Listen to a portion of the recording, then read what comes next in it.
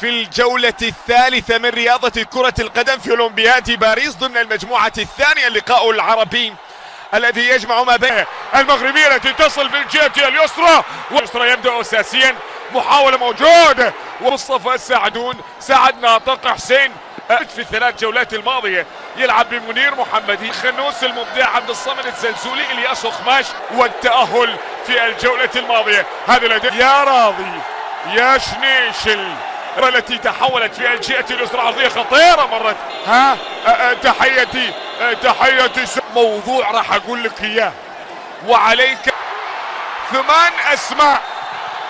اسماء مغربية مهددة بالمية من تشكيلة المغرب. نعم لوس أنجلوس 84 جيل امام للجمهور المغربي الصغار والكبار. خنوس مع انطلاقة حكيمي يحاول مرور مع 3 حكيمي يرفع كرة حكيمي جول هو القناص هو الهداف هو ريشارلسون يوقع على أسبقية المنتخب المغربي.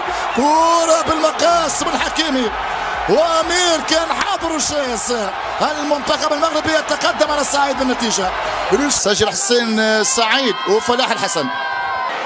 هنا كرة ياخذها حكيمي ترجع كرة لأشرف حكيمي استلام فرصة الثاني تسديد والكرة تركيز دوما على الجهة اليمنى من الانطلاقة السريعة. كرة قوية سلسولي يرفع كرة سلسولي الثاني عن طريق سوسو الجراندي سوسو الجراندي رحيم هو الجول يا دور هو الهداف فايا سفيان فايا رحيمي يا له من هداف كرة مغربية الآن والدفاع بصعوبة في أمان. هنا عسوس كرة خطيرة الثالث سلسلها ولعها سلسولي أنت رائع يا سلسولي والثالث في الشبكة أنت عملاق يا سلسولي. ملعب كده الفريق المغربي العراق بس دخل مشوار اللقاء. فريق المغرب يتقدم الصية تبقى المحاولة عراقية خطيرة من رصية خوش يمكن يكون خوش هدف لكن الرد ياتي من منطقة جزاء المغرب. هنا المتابعة حراس هدف كرة باتجاه المغرب. ملعب اولمبياد 84 في لوس أنجلوس 80 في مينسك.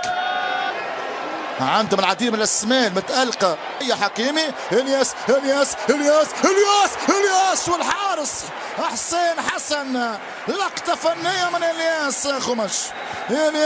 الياس الفنان يمر بلقطة فنية رائعة. سلسولي فرصة مغربية الياس امتينا اوكرانيا يعني ممكن جدا المغرب.